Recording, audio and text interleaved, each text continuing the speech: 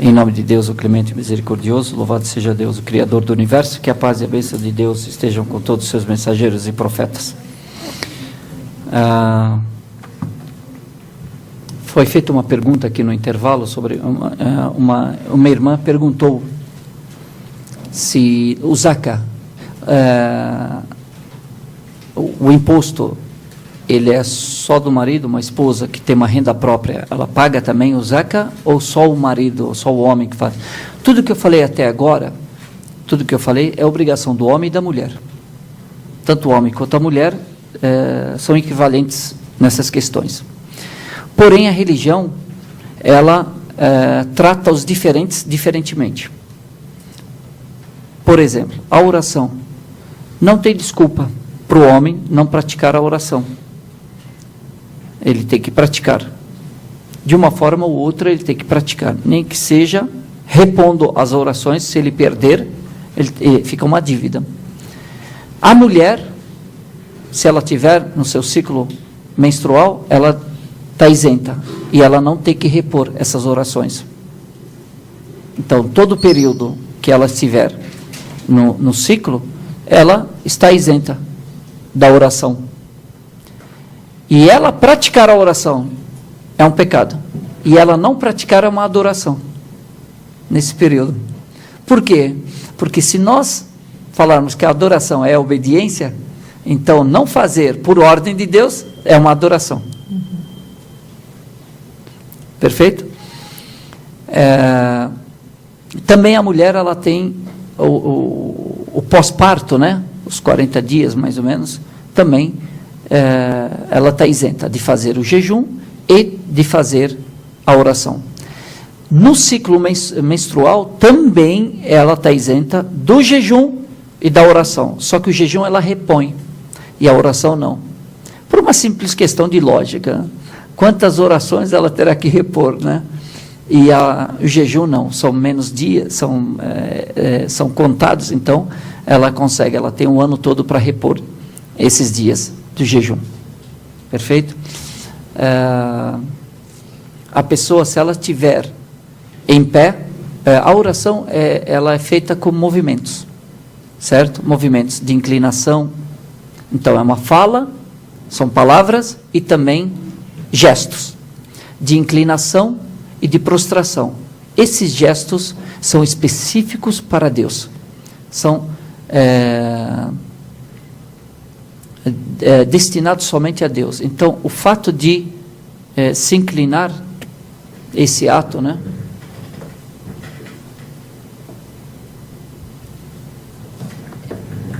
Ele só pode ser feito para Deus. Nem em karatê, em Hapkido. Hapkido, você sabe o que é Hapkido? Hapkido é uma arte marcial. Só eu sabe o que é. É só eu? Sei nada. E o Alex.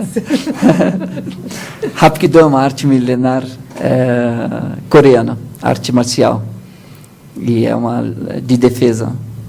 É que eu pratico, então, fazendo divulgação aqui. Ele está divulgando só porque... Merchan. A faixa dele merchan.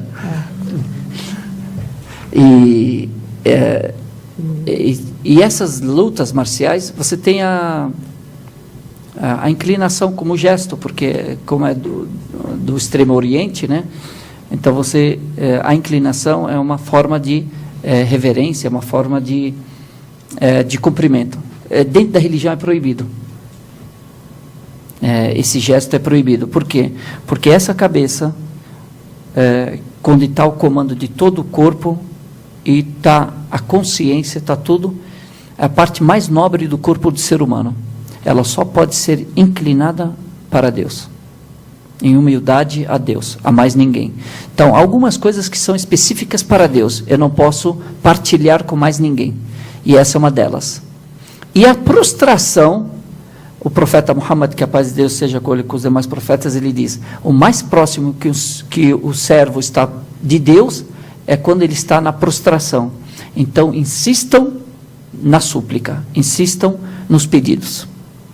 Então, é onde a pessoa está mais próxima, quando ela coloca a parte mais nobre do corpo do ser humano, onde tem, essa parte é onde tem o orgulho, essa parte frontal, onde tem o orgulho, onde tem a vaidade, ele coloca no chão.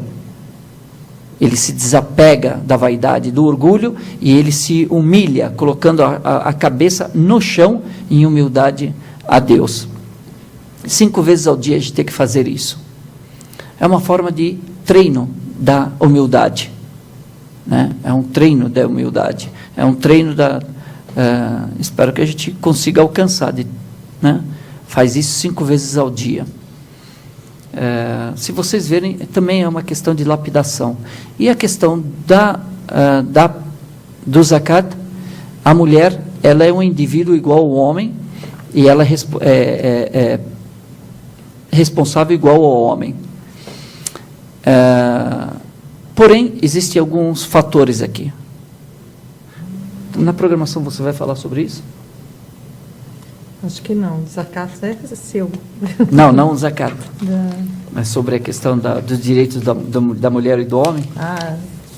Mas você pode adiantar, eu deixo, eu permito. A mulher, ela é igual ao homem, porém, em algumas questões, por exemplo, o sustento da família é a obrigação do homem. E a mulher... Isso eu adoro falar nas minhas aulas. É a obrigação... Eu nunca esqueço de falar isso. É a obrigação do homem sustentar a mulher. Então isso eu vou repetir, tá, gente? Daqui a alguns dias eu Vai. de novo. Vou reforçar isso. E por isso que a herança, a mulher recebe a herança, ela tem direito à herança. E o homem também. Só que a mulher recebe metade do homem. Metade do que o homem recebe. Que injustiça, né? Por isso que a gente tem que conhecer, né? Porque à primeira vista, que injustiça é essa? Por que a mulher ela é menos que o homem? Não, não é menos. Se vocês analisarem, ela acaba muitas vezes recebendo mais. Porque na herança, como o homem ele é obrigado a sustentar a família, então o que ele ganha, ele tem que dividir com a esposa. A mulher, se ela trabalhar, ela não é obrigada a trabalhar, mas se ela quiser trabalhar, se ela trabalhar e ela tiver sua renda é dela, ela não tem que dividir com o marido. Então, quando o homem ganha, ele tem que dividir com a esposa. A mulher, quando ganha, ela não é obrigada a dividir com o marido. E assim também a herança. Quando o homem recebe uma herança, ele recebe o dobro da mulher. Por quê? Porque ele tem que dividir com a família dele, ele tem que dividir com a esposa dele. E a mulher, quando recebe a herança, ela recebe líquido, não é bruto. Porque ela não tem responsabilidade, ela não tem que gastar com os filhos, não tem que gastar com o marido. Isso o sustento é dever do homem. Então, o que ela recebe é líquido, o que o marido recebe é bruto. Perfeito? Então,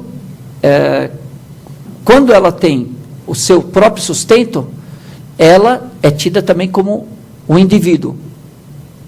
E ela tem a sua própria riqueza, e ela tem a sua própria renda, e ela tem que pagar o zakat sim, porque ela tem uma renda própria dela. Por quê? Porque o marido ele não pode interferir na riqueza dela. Ele não pode tomar nada do que é dela, a não ser com seu consentimento. E muitas vezes o marido não pode pagar zakat para a esposa. É proibido, porque eu não posso pagar zakat para o meu pai. O meu zakat não pode ir para o meu pai. Se meu pai é pobre e eu sou rico, eu não pago o zakat. Por quê? Porque aqui o sustento dos meus pais é obrigação minha. E o sustento da minha esposa é obrigação minha. Então, ela não pode ser pobre e eu rico. Agora, o contrário pode acontecer. A minha esposa pode ser rica e eu ser pobre. E ela não é obrigada a me sustentar.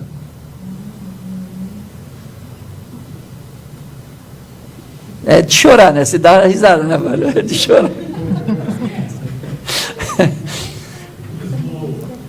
direito também, a mulher recebe metade da herança.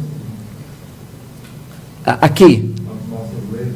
Eu digo, eu falo do Islã, porque muitas vezes acusam o Islã de que faz uma diferença de que o homem recebe mais que a mulher é menos que o homem, e na realidade não. Quando é explicado, né, e colocado, porque são regras, não tem como eu enganar, são regras, legislação. Mas no Brasil você está falando de questão de divórcio, né? Ele está falando de herança de pai e mãe, por exemplo, morreu o pai e a mãe, tem filhas e filhos. Né? O filho recebe uma quantia diferente da menina, então o menino recebe uma quantia a mais, né? É o que o Xé está explicando, só que ele recebe um valor bruto e ela recebe um valor líquido. Né? Da mesma coisa quando você vai falar do dote, né? Por que você dá o dote? Né? Tem toda uma explicação. No divórcio, a nossa lei é favorável à mulher do que nos amigos. Quando há o divórcio. Aqui vai entrar a questão, aqui vai entrar essa questão, e aí a nossa visão. A lei que está, as constituições dos países hoje, elas são colocadas por homens, e os homens são incompletos e são falhos. Por isso que você toda vez tem que retocar, e tem que refazer, e tem que... para nós, as palavras de Deus são do Criador. Só Ele é que pode mudá-las. E elas vêm de alguém completo. Ele é completo. Então, as leis são completas e são eternas. Por isso que nós acreditamos, se você analisar 14 séculos de aplicação do islamismo, o Alcorão, ele mais exportou, né? Foi mais copiado e nenhuma vez ele copiou. Os governos islâmicos, os califados islâmicos, ao seguirem o Alcorão, eles exportaram regras, inclusive para o Brasil. Mas nunca importou. Por quê? Porque ele tem autossuficiência em leis e normas justas. E ele é protetivo à mulher. E é protetivo à mulher. Sim. A mulher tem mais proteção do que as pessoas imaginam. Sim. O problema é que hoje, às vezes, só para entrar assim e a gente encerrar, porque isso tem esse o que acontece hoje de ver em alguns lugares, tribos e tal,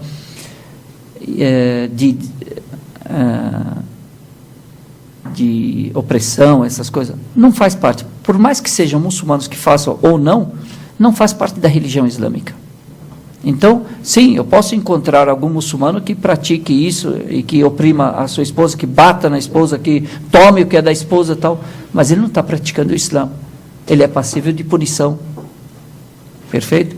Então, tem tantas outras coisas polêmicas que eu acho que vai chegar o momento de discuti-las, não é o momento agora, mas a religião islâmica, ela é um código de vida, é uma legislação, por isso que serve como legislação de um país. Porque se ela pode servir como legislação de um indivíduo, do cotidiano do indivíduo, ela serve também como de um país e como do coletivo. É uma legislação de um país.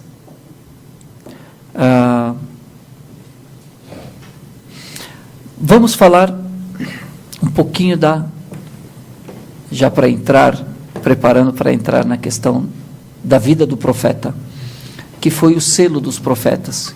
Ele foi enviado como o derradeiro dos profetas. Nasceu. Depois do profeta Muhammad, não nascerá nenhum outro profeta. O profeta Muhammad, ele é o derradeiro deles. Ele selou o nascimento e a vinda de novos profetas. Quanto a Jesus, Jesus já nasceu, não morreu para nós, ele está vivo e vai retornar, não vai nascer. Então, o fato de Jesus retornar não significa que ele virá um outro profeta. Não, vai retornar. Jesus retornará e cada profeta tem a sua missão. A missão de Jesus não terminou. A missão de todos os demais profetas terminou, se encerrou. Menos Jesus, que ainda está para ser encerrada. Ele ainda voltará e assim encerrará a sua missão. O profeta Muhammad, que a paz de Deus esteja com ele e com os demais profetas, ele nasceu em Meca. Só que antes de nascer, vamos ver um pouquinho do cotidiano, como é que era a situação dos árabes naquela época. Como eu falei para vocês, como Meca acaba, né? Meca é a cidade, acaba o cubo, né? Aquele quarto feito de pedras. Ele foi feito de pedras, blocos de pedras. Depois, quem sabe a gente consegue colocar algumas fotos, doutora? Eu acho que dá para dar um close, né? E dá para ver, dá para ver. Hã? Na aula do Hajj. Na aula do Hajj, muito bom. Então, quando Abraão, ele é casado com Sara, e ela não consegue ter filhos, ela ganha do faraó, né, do imperador, ou do governante do Egito, ela ganha uma escrava chamada Agar, árabe, e aí ela, vendo que Abraão, desejoso de ter filho, ela presenteia Abraão com uma escrava. E era normal, né? As escravas, elas são pertences, ela é patrimônio, né? Se a gente ver a história, né? Os escravos, eles são pertences, são patrimônios, são aquisições, né? Tanto que ele era comprado e vendido, é meu, que nem o carro, é igual. Então, eles... ela dá a escrava porque ela espera que ele tenha um filho. Ela já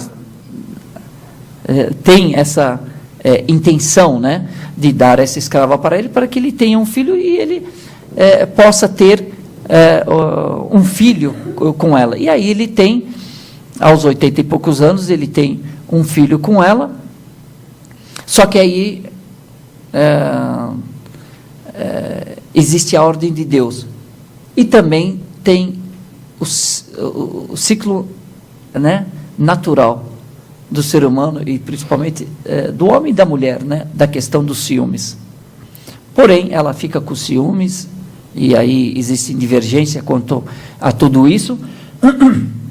Porém, por ela, vejam só o ato, se ele tivesse dormido com Agar, e Agar sendo escrava de Sara, aqui seria adultério. Perfeito? E aqui entra essa questão da propriedade. Ele, marido dela, não poderia dormir com algo, porque aquilo era propriedade de Sara. Ele não poderia usufruir daquilo que é de Sara sem o consentimento dela. Então ela dá a escrava para ele e ela passa a ser dele. E ele tem um filho com ela. Dentro da legislação islâmica, a escravidão, ela acontece com um motivo, guerra. Então o espólio, ele passa a ser do vencedor. Inclusive, as pessoas passam a ser escravas, elas se escravizam, só que a religião islâmica, ela incentiva a libertação. Tanto que toda questão que tem multa, por exemplo, eu jurei, usei o nome de Deus falso, fiz um juramento falso. Qual que é a multa por isso? O arrependimento, mas eu tenho que pagar algo. Qual que é? A primeira coisa é libertar o escravo. Então, vocês vão ver muito isso, né? Liberte um escravo. Das melhores ações, libertar um escravo. Dentro da religião islâmica, você vai ver vários escravos que foram libertos pelos muçulmanos. Então, existe esse incentivo à libertação dos escravos. E uma das formas da mulher escrava se libertar da sua escravidão, dentro da legislação, é ela ter um filho com seu senhor. Por quê? Porque ela não pode ser escrava do seu filho. Porque se ela tem um filho com o senhor, esse filho é herdeiro desse senhor. Consequentemente, tudo que é do senhor pertence também ao filho. Ele passa a ser o senhor também da escrava, que é a mãe dele. Isso é proibido. Então, automaticamente, ela passa a ser já liberta. Ela já ganha a libertação. Então, era incentivado que as mulheres, as escravas, queriam dormir com os senhores, para engravidar, para se libertarem. E isso tem várias formas. Então, Abraão, ele tem um filho com Agar, e aí Deus ordena que Abraão leve Agar e seu filho Ismael, recém-nascido, para um local no deserto. E eles saem da Palestina para irem até Meca. E em Meca não tinha nada, tinha 2 montes, um Safa e o outro Marwa, se chamam Safa e Marwa, 2 montes. No meio do deserto, uma cadeia de montanhas, só que tinha num lugar aberto, né, no meio de montanhas, tinha 2 montes, Safa e Marwa. E lá ele tem a ordem de deixar Agar e seu filho recém-nascido, né, bebê ainda, deixa um pouco de mantimento, água, e é ordenado que ele volte. E aí ele volta. E aí Agar chama: Abraão, como é que você está nos deixando aqui? E aí ela diz para ele: foi Deus que te ordenou? E aí ele diz: sim. E ela falou: então acabou. Se Deus ordenou, então ele não nos abandonará. E aí Abraão se vai. E aí ela sobe, ela deixa o filho dela num ponto. Parece cruel, né? Mas não é. São desafios. Para nós, cruel, talvez um teste para a nossa fé, é dar R$1.000 de doação, né? Para tirar R$1.000 de mim, olha, vai ter que me bater muito para assinar o cheque, ou para tirar. Cada um de acordo com a sua fé. Vem os, né? Como? Até parece. Para tirar 500 vai ter que bater muito em mim.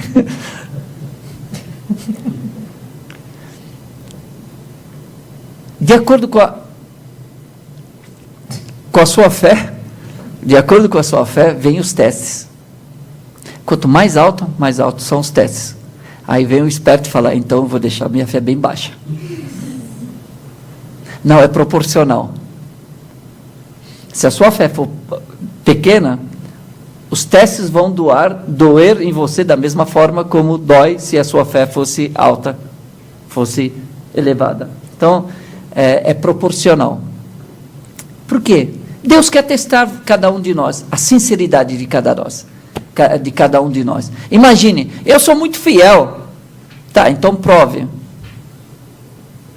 Jejue. É fácil, eu consigo jejuar. Tiro de letra. Reze. Eu consigo rezar. Tire o zakat. Eu não sei, está pegando pesado, hein? Os profetas são os mais lapidados entre os seres humanos, consequentemente, são os de maior fé, consequentemente, os testes também. Deus, para nós muçulmanos, Ele vai colocando testes para nós e obstáculos para tentar ver de nós a nossa reação, a escolha do livre-arbítrio. O que eu faço? Me desespero ou não? Essa é a questão da ansiedade. Eu vou continuar confiando ou não? Morreu um parente meu. Eu vou me desesperar? Vou me revoltar contra Deus? Oh Deus, por que você fez isso? O que eu fiz para Deus para acontecer isso comigo? Ou vou continuar? Porque vai acontecer, vai acontecer. Não mudou nada na questão da morte. Não ressuscitou. Se você se desesperar ou não vai ressuscitar o morto. Então são testes para ver se nós sucumbimos ou nos elevamos. Né? as montanhas aparecem e alguns desistem e outros escalam. Você faz uso do seu livre-arbítrio. E assim, ela, o que ela fez? Ela não saiu correndo atrás dele e tal. Falou, pronto, se Deus é que escolheu, então Ele não nos abandonará. Ela continuou firme. Porém, ela não ficou parada. Ela correu atrás. É fazer por onde? E ela subiu em cima do Monte Safa, ela colocou o filho dela e ela conseguia enxergá-lo num determinado local, e ela ia do Monte Safa, subia para ver se tinha alguma caravana passando, e ela descia e ia até o outro monte chamado Marwa, e ela olhava, via, e ela fez esse percurso 7 vezes. Tinha um percurso, no meio desse percurso tinha uma distância, um local onde ela era um declive, então ela não conseguia, porque o trajeto todo ela conseguia ver o filho dela, menos nesse trajeto, então ela se apressava, ela corria um pouquinho, para poder passar, para voltar a ter o seu filho dentro da visão dela, do campo de visão, e ela fez isso. Até hoje nós revivemos isso na peregrinação. Nós fazemos exatamente igual. E no local onde ela corria, nós corremos até hoje. Depois de tantos séculos, até hoje, nós continuamos praticando esse ritual. Isso é vivenciar a história. Não é só estudá-la, é vivenciá-la, é colocá-la e sentir na pele os desafios que os nobres passaram. Isso fortalece a pessoa, fortalece a sua fé, fortalece a sua crença. E aí, na 7ª vez, quando ela está voltando, ela vê, nós como muçulmanos acreditamos que o anjo Gabriel veio até esse garoto, e quando ele bateu com o calcanhar no chão, fez brotar da terra água. Essa água já existia. Ela não nasceu do nada. Ela estava lá, essa água. E brota essa água. E quando ela vê essa água debaixo do pé desse garoto, ela enxerga, ela vai direto para lá. Então ela estava fazendo esse percurso e o garoto aqui. E ela, na volta, na 7ª, quando ela termina a 7ª, ela vem direto e ela encontra essa água e ela fica com medo dessa água terminar, e ela faz como se fosse um poço. Ela começa a juntar a terra, juntar pedras, e ela diz, zummi, zummi. Zummi, zummi, em árabe significa, zummi junte-se, junte-se, né? Ela tenta juntar a água. E o profeta Muhammad, depois de tantos séculos, ele diz, abençoada seja a nossa mãe Agar. Se ela tivesse deixado essa água correr, hoje teríamos um rio dentro de Meca, né? Mas ela, preocupada que essa água acabasse, então ela tentou fazer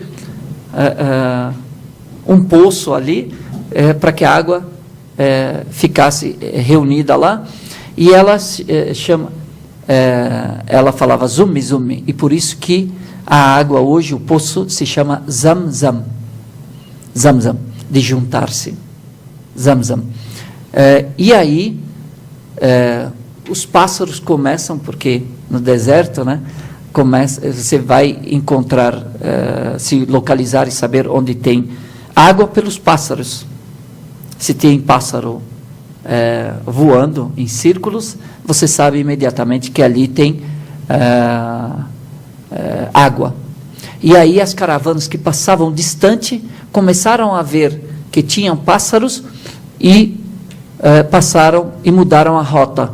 E ali queriam tomar água, e ela, como uma boa árabe, né, colocou uma taxa, né?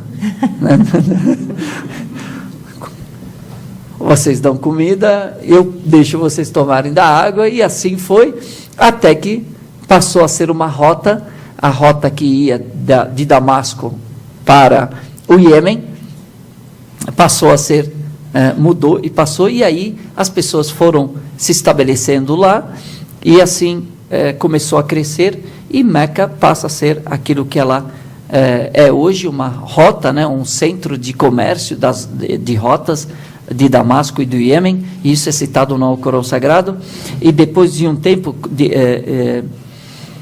periodicamente, Abraão visitava Agar e seu filho, e quando essa criança ela atinge mais ou menos a puberdade, já atinge a puberdade, e já tem uma lucidez, uma consciência, o profeta Abraão, ele vê no sonho, por 3 vezes, que ele sacrifica o seu filho. E assim ele, na terceira vez, e o sonho dos profetas é uma revelação. Então, a revelação tem várias formas, uma delas é o sonho. Então, quando ele viu isso no sonho, no começo ele tentou achou que não era uma revelação. Na segunda também, na terceira ele teve certeza que era uma revelação e era uma ordem de Deus. E aí ele vai para o seu filho e partilha, né, compartilha com ele o que ele vê, e o seu filho Ismael diz: faça o que lhe é ordenado, e se Deus quiser eu serei dos pacientes. E aí ele sai com o seu filho para levá-lo distante da mãe, para que ele seja sacrificado. Imagine esses testes, né? Quem de nós, por isso que Deus não manda esses testes para nós, porque não teríamos condições de fazê-lo. Mas os profetas, eles têm um outro nível de fé. E aí ele é levado, e no meio do caminho Satanás aparece e tenta persuadir primeiro Agar, né? Fala para ela, e aí não lhe dá ouvidos. Depois ele vem para Abraão: como que você vai sacrificar seu filho, tal? E ele não dá atenção, e ele o apedreja com sete pedras, e depois vai para Ismael, e a mesma coisa, ele não tem sucesso, e esse ritual até hoje nós praticamos ele também. Existe uma coisa curiosa, né? Na peregrinação, aí entra a questão do conhecimento. Na realidade é uma questão simbólica, o Hajj é uma questão simbólica. Então esses rituais de apedrejamento é simbólico, é reviver a história. Não na realidade, não que seja o Satanás que esteja lá e esteja sendo apedrejado, essas coisas. E muita gente, muitos muçulmanos que estão indo, pega pedra grandona e ataca mesmo. E aí você vê um monte de gente saindo hoje já não mais, porque já tem uma conscientização maior, tal. Aconteceu um fato comigo, né?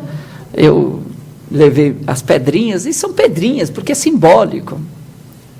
Eu levei 21 pedras e mas eu falei, bom, como estão contadinhas, e elas têm que tem um local que a pedra tem que cair lá, né? São regras. Eu falei, vou chegar o mais próximo possível, né? Falei, bom, se alguém me jogar uma pedra, estou lascado, mas pelo menos eu vou garantir que as minhas pedrinhas foram jogadas lá. E aí fui próximo, e aí joguei tal, esse negócio. E aí quando eu me viro, eu escuto uma pessoa falando: toma, Satanás, filho de não sei o que lá, filho de um cão, filho do cachorro. Isso no árabe isso é um xingo forte, né? Filho de cão, isso é filho de cachorro, isso é pesado, né? Tome, Satanás. E ele jogou o chinelo. Quando eu virei, pegou na minha testa, né? E aí eu parei, eu só vi estrela, né? Aí eu falei, não, tô no Hajj, não vou fazer nada, né? Aí segura, vai embora, né? Aí eu pensei, se fosse uma pedra, eu estaria no hospital agora, né? Aí eu vi o lado bom, né? Aí fui embora. Mas o que doeu, aquela chinelada. E o pessoal acha, porque ele está o quê? Ele está levando a emoção. Ele está achando que ele está punindo Satanás e com o chinelo. E com o chinelo não vale. Não vale. Ele não está apedrejando. Né? Na realidade, é reviver aquilo que aconteceu com o profeta Abraão e seu filho. E quando ele chega no local, Ismael diz para o seu pai: pai, me vire o rosto e não deixe eu ver, porque eu não gostaria de ver o seu rosto e o Senhor.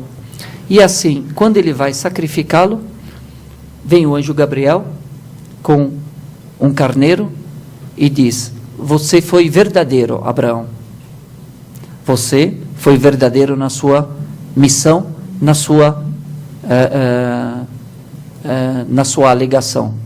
E aí é sacrificado, e esse carneiro, todo final de Hajj, é feito esse ritual, e essa carne é distribuída aos necessitados. Só um detalhe aqui.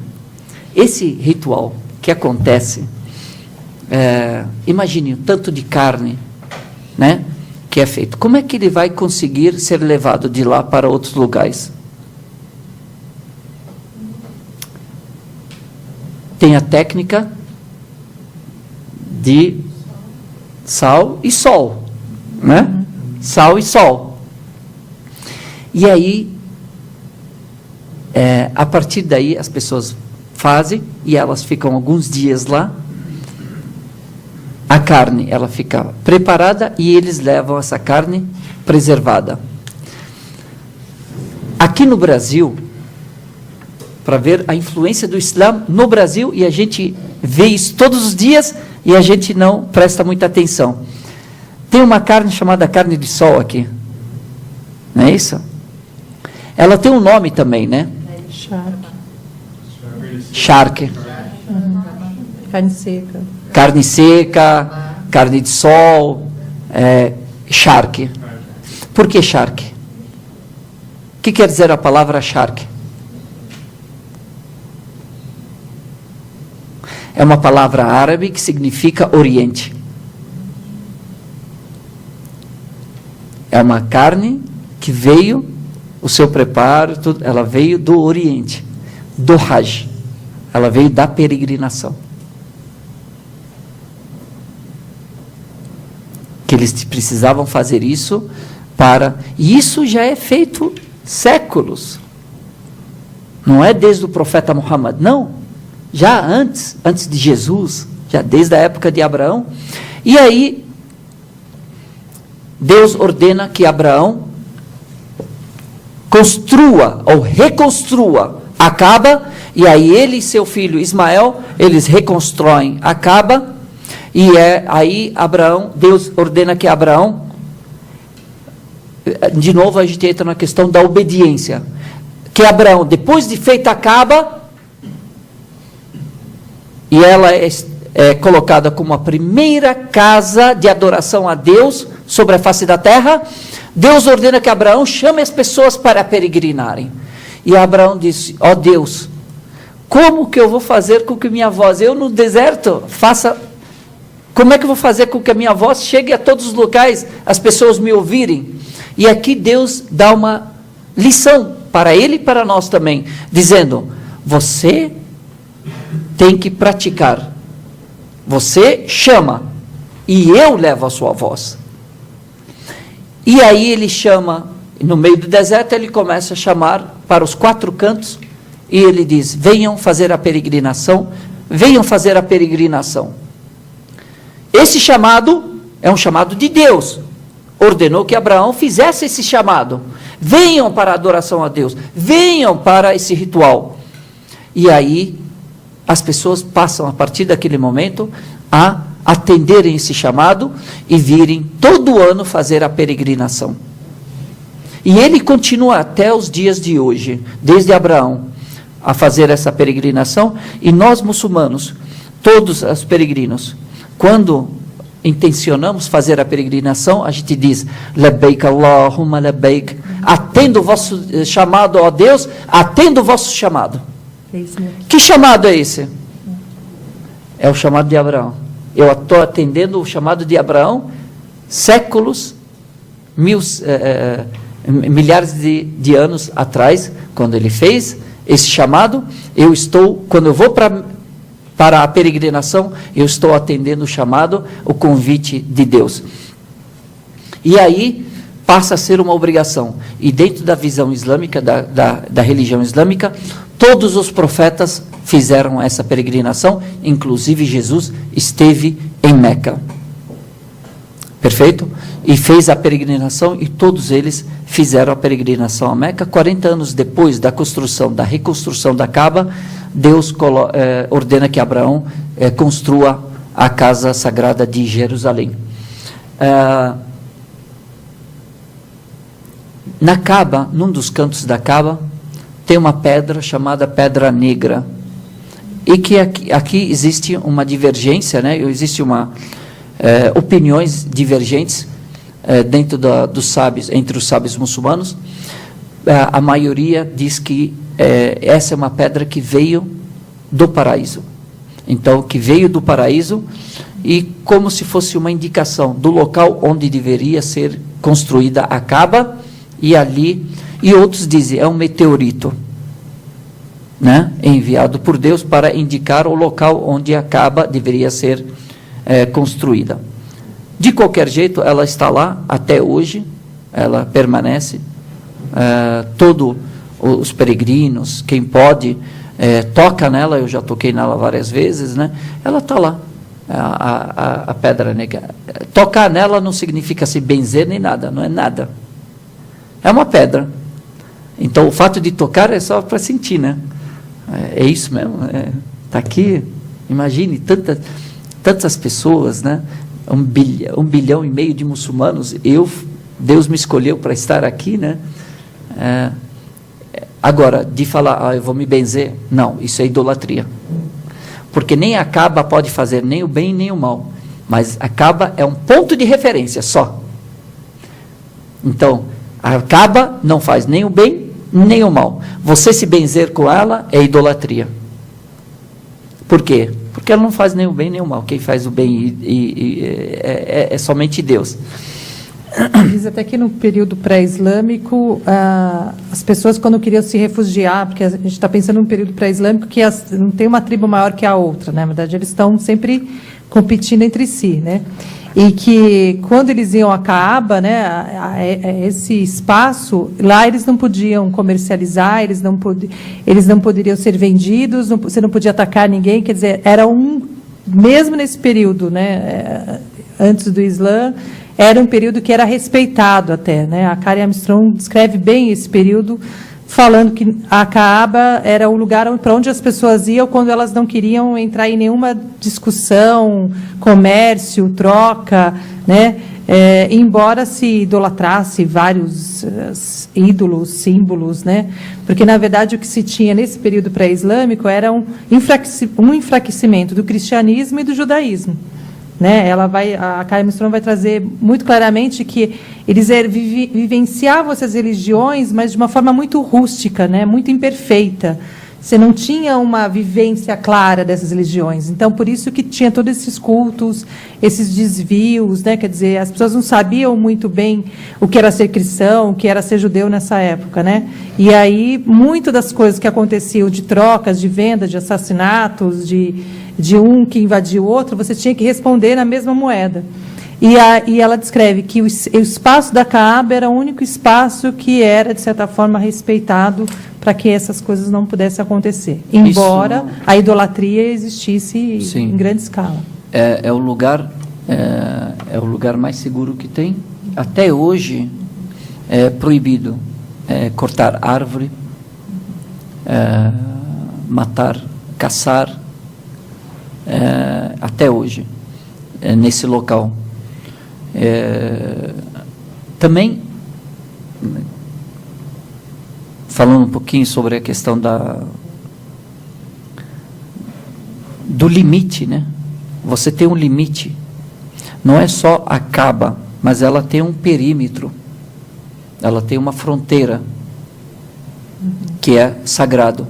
E lá não pode fazer nenhum mal. Já fora não pode fazer mal.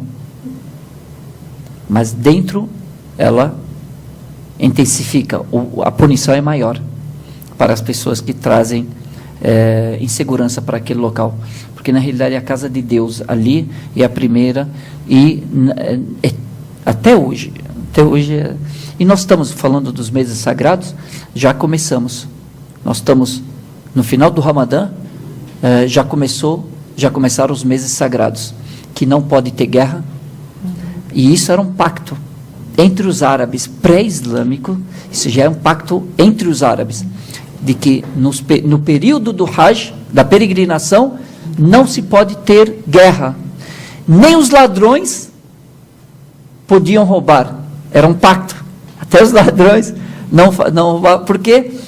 Porque, para dar segurança para que os peregrinos pudessem ir e voltar, fazer a peregrinação e voltar, porque eles achavam que eles seriam amaldiçoados, se eles fizessem qualquer coisa que impedisse com que o peregrino chegasse ao seu destino e fizesse o seu ritual. E quando os profetas, né, começam a fazer, o povo de Meca, até então, eles continuam nessa herança, essa fé, eles que herdaram de Abraão, e aí vem os outros profetas, vão vindo os profetas, e todos eles visitam e fazem a peregrinação. Até que um árabe, então, o povo de Meca, ele, inerente à sua natureza, né? Herdou essa fé, ele continua. Então, não cometeram a idolatria, só adoravam Deus único. Veio o judaísmo, veio o cristianismo, e eles praticando a adoração, o monoteísmo. Eles praticavam o monoteísmo. Até que um personagem de Quraish, dos Quraishitas, de Meca, ele chamado Amr ibn Luhay, ele era comerciante e ele visita essa terra de Damasco, que era a Palestina, a Jordânia, a Síria e o Líbano, né? E era um centro comercial. E ele, visitando, ele viu as pessoas lá adorando alguns ídolos. E ele pergunta, o que são isso? Ele falou, não, são deuses que nós adoramos. E aí, de onde vieram? E aí, vieram da Índia, vieram de locais, porque tinha rotas comerciais, então eles viam o que tinha lá e imitavam, traziam, levavam. E aí ele teve a ideia e pediu. Ele disse, para que servem? Ele falou, se nós pedirmos ajuda, eles ajudam. Proteção, eles nos protegem. Riqueza, eles nos enriquecem. Ele falou, então vocês poderiam me dar um desses ídolos para eu levar comigo? E aí eles o presenteiam com um ídolo chamado Hubal. E aí ele leva para Meca. E lá era uma novidade, e aí ele coloca, e ele dá de presente para uma tribo de Quraish, e depois ele é informado de que as estátuas, os ídolos que eram adorados, idolatrados na época de Noé, eles estavam enterrados em Jeddah, ao lado do Mar Vermelho. E ele vai lá e desenterra. Ele vai, busca, descobre onde é e desenterra, e ele traz e ele distribui para cada família, cada tribo, ele dá um desses deuses, um desses ídolos, né, dessas estátuas, e aí é aqui a primeira vez que introduz a idolatria na Península Arábica, em Meca principalmente. Só um detalhe aqui sobre a questão de Noé. A primeira vez que aparece a idolatria sobre a face da terra foi na época de Noé, no povo de Noé. Como aconteceu? Isso, tudo que eu estou falando é na visão islâmica, né? Explicação do Alcorão, está no Alcorão Sagrado. Haviam 3 pessoas bondosas, adoradoras a Deus, muito fiéis no povo de Noé. E ao morrerem, as pessoas que ficaram falaram, não, temos que fazer alguma coisa, vamos visitar o túmulo dessas pessoas, porque eram pessoas nobres, eram pessoas, para que a gente possa se lembrar delas. E a outra geração, quando veio, se acostumou a visitar esses túmulos e falou, quem sabe um dia os nossos filhos, eles vão se perder e não vão saber quem são esses túmulos. Vamos fazer algo diferente, vamos colocar algo sobre os túmulos. E fizeram estátuas parecidas com as pessoas mortas. A outra geração que veio achou que aquelas visitas eram visitas de adoração. E diziam, os nossos pais, nossos antepassados vinham aqui, não era à toa, com certeza era para pedir algo, e era para... Então começaram a fazer oferendas e pedir. E aí que começa a primeira vez a idolatria, e aí é enviado o profeta Noé para resgatar o monoteísmo. Então, esses deuses, essas estátuas que foram soterradas, estavam soterradas em Jeddah, e aí esse Amr ibn Lu'ay vai, desenterra e traz, e aí ele espalha a idolatria, introduz a idolatria na Península Arábica, e aí vem o islamismo, né? E também com o passar do tempo, o poço de Zamzam, ele foi soterrado. Por quê? Houve inundações em Meca e a Kaaba foi destruída. Ela desmoronou. E o poço de Zamzam foi aterrado. E aí, certa vez, um homem dos Coraxitas, nobre, respeitado, um dos líderes, ele vê no sonho que ele está desenterrando o poço de Zamzam. E ele, no sonho, ele vê o local.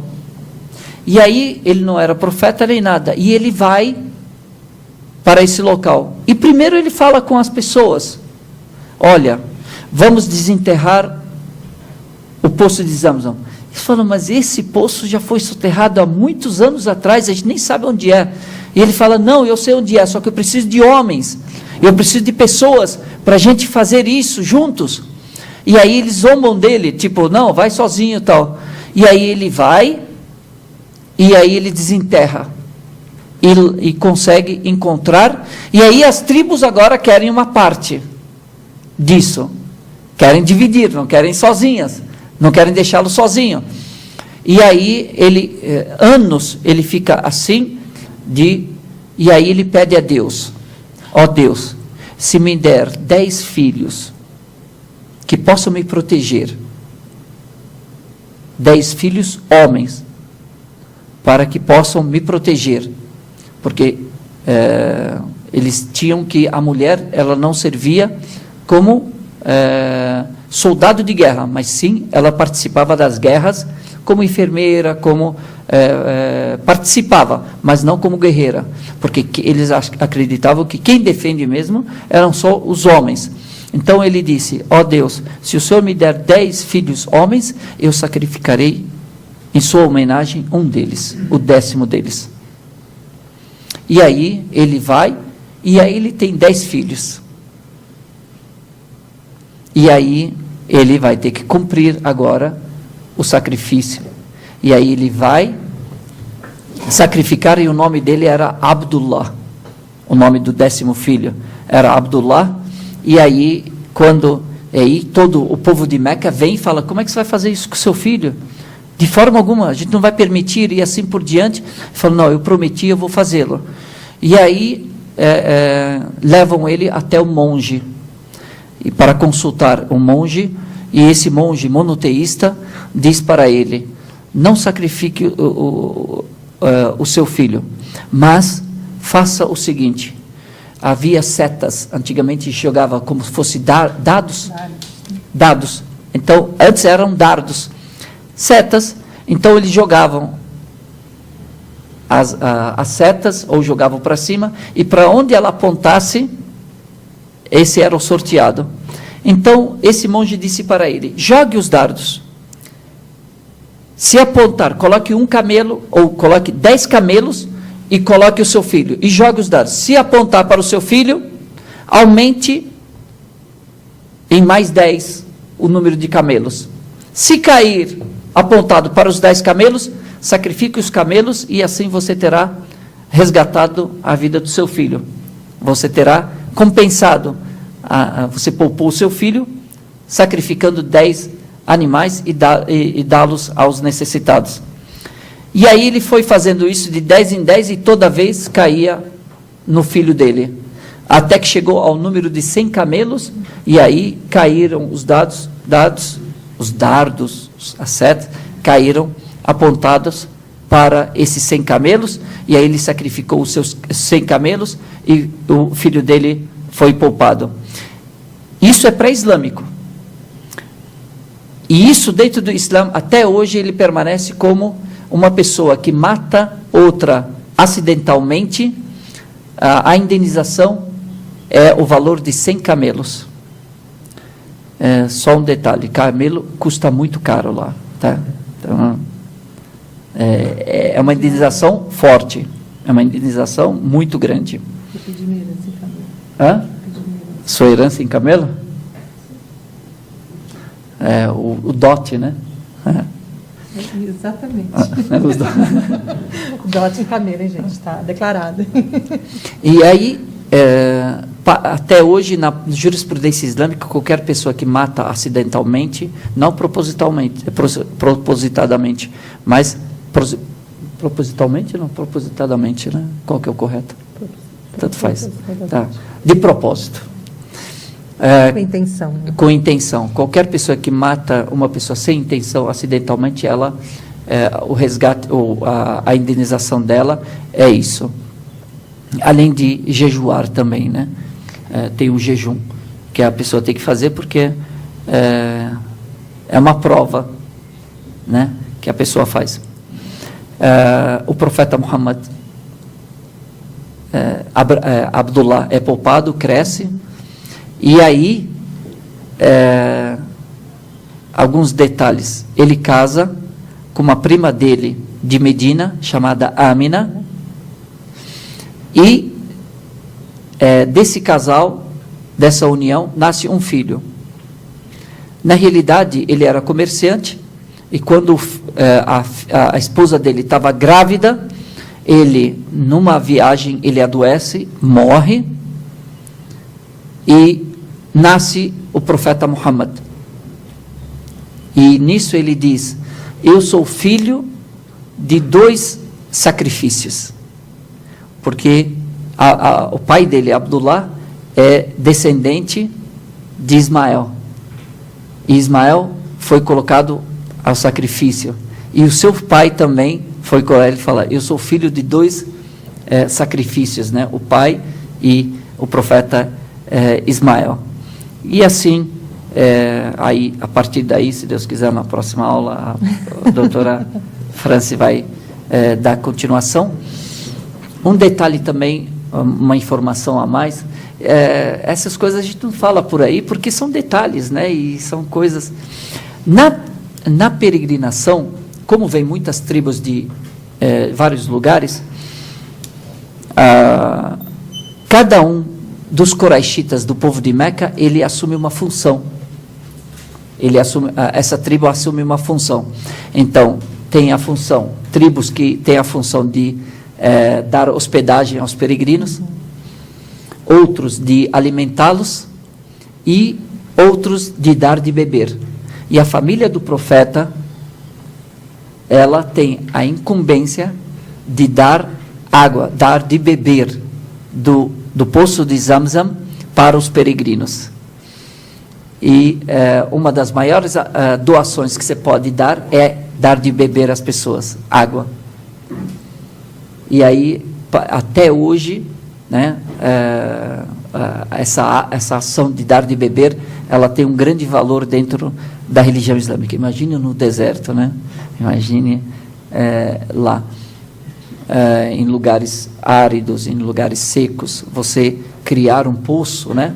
E tanto que o profeta Muhammad, ele diz, quando a pessoa morre, ela se desliga desse mundo, a não ser por 3 questões. 3 coisas mantêm a pessoa ligada a essa vida.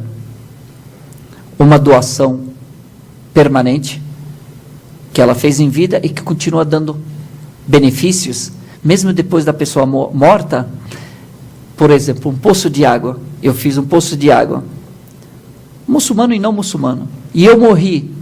Enquanto as pessoas aproveitarem desse poço, eu estou sendo beneficiado, mesmo depois da minha morte. Hoje, nos termos empresariais, você pode chamar de royalties, né? Dividendos, royalties. Você vai sendo... A segunda, ou vocês não querem saber? Tudo bem? A segunda é um conhecimento benéfico que você deu em vida e continua sendo passado adiante, gerando benefícios, mesmo depois da sua morte, você recebe royalties. E o terceiro é um filho virtuoso, bem educado, que você deixou em vida, que suplica por você depois da sua morte. Eu tenho 3, olha que ótimo. Isso serve também para amigos, então se eu morrer, suplique por mim, por favor, tá bom? Deus abençoe a todos, peço a Deus que Deus nos ilumine, que nos enriqueça com conhecimento benéfico e nos beneficie com conhecimento adquirido, que nós sejamos dessas pessoas boas, exemplos de prática, de fé, para que sejamos abençoados 2 vezes, uma nessa vida e a outra na próxima. Amém. Deus guia a todos. Até a próxima, se Deus quiser. Assalamu alaikum. Nós voltamos semana que vem. Inshallah.